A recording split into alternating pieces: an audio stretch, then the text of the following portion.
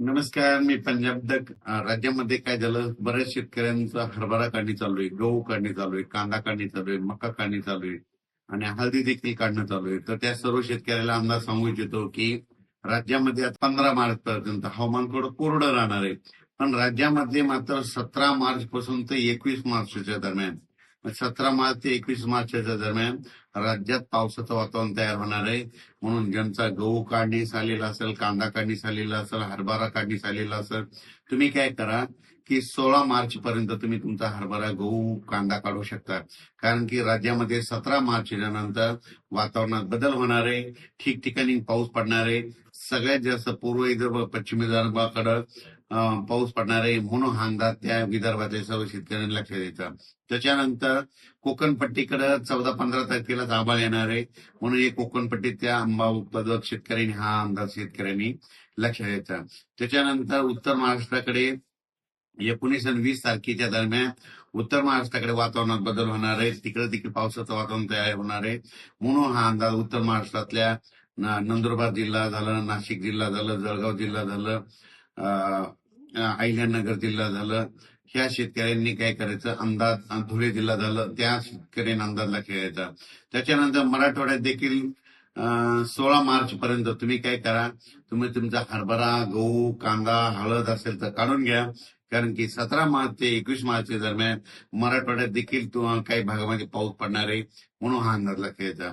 त्याच्यानंतर पूर्व विदर्भ पण पश्चिम विदर्भ, वर्धा, नागपूर, भंडारा, गोंदिया, चंद्रपूर, यवतमाळ, गडचिरोली, वाशिम, हिंगोली, नांदेड, अकोला, बुलढाणा ह्या पट्ट्यातल्या सर्व पूर्व आणि पश्चिम विदर्भातल्या शेतकऱ्याला सांगू इच्छितो की तुमच्याकडे गहू, हरभरा काढण्याची खूप म्हणजे चालू आहे.